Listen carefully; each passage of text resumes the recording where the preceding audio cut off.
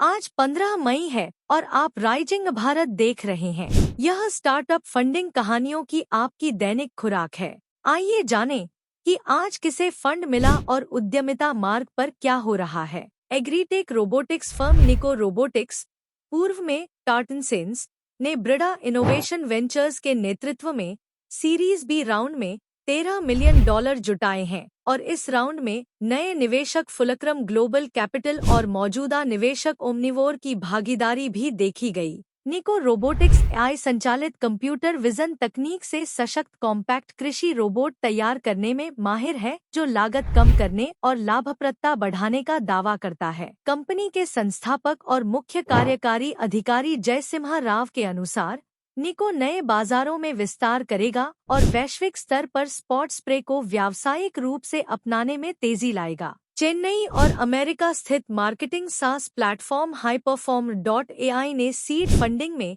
$3.5 million जुटाए हैं। इस दौर का नेतृत्व वेंचर हाईवे, नियॉन और डीईवीसी ने किया।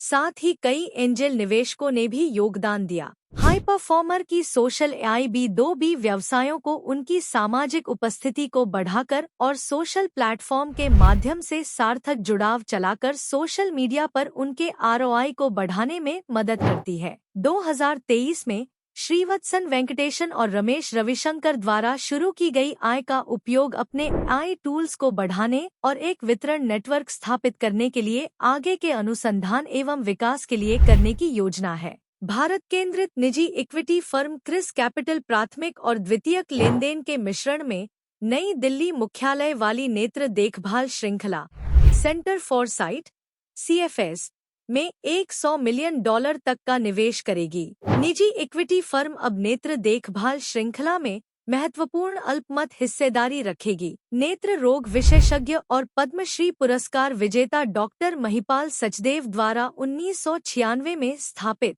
CFS नेत्र देखभाल सेवाएं और सर्जरी प्रदान करता है। यह दिल्ली NCR में 15 केंद्र और 13 विजन स्टोर संचालित करता है। CFS नई पूंजी का उपयोग टियर I और II शहरों में अपने नेटवर्क को बढ़ाने के लिए करेगा, जिसमें इसकी उपस्थिति वाले 39 शहरों में 83 केंद्र होंगे। सेल्सियस लॉजिस्टिक्स ने मौजूदा निवेशक IVCap वेंचर्स के नेतृत्व में pre series B funding round में $4.8 मिलियन जुटाए हैं। सेल्सियस पूरे भारत में शिपर्स और ट्रांसपोर्टरों को जोड़ता है।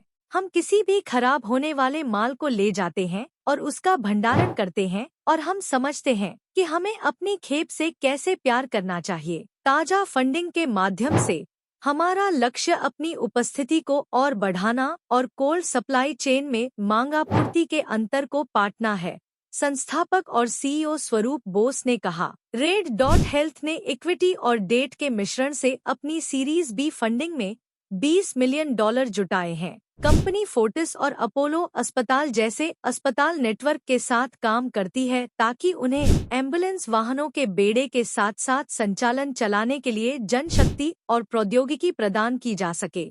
यह कर्मचारियों और आश्रितों को एम्बुलेंस सेवा आवश्यकताओं को प्रदान करने के लिए कॉरपोरेट नियोक्ताओं से भी व्यवसाय प्राप्त करता है। 2016 में प्रभदीप सिंह द्वारा स्थापित हैदराबाद स्थित स्टार्टअप अपने उत्पाद को और बेहतर बनाने, अपनी तकनीक को आगे बढ़ाने और मानवीय त्रुटियों को कम करने और प्रतिक्रिया समय को अनुकूलित करने के लिए अपनी प्रेषण प्रणाली में सुधार करने के लिए नए फंड का उपयोग करेगा। शुरुआती चरण के एक्सेलरेटर फंड 100 यूनिकॉर्न्स, पूर्व में 9 यूनिकॉर्न्स, ने $200 मिलियन जुटाने के लक्ष्य के साथ अपना दूसरा फंड लॉन्च किया है। योजना में एक ग्रीन शू विकल्प शामिल है, जो फंड को कॉर्पस को $100 मिलियन तक बढ़ाने का अधिकार देता है।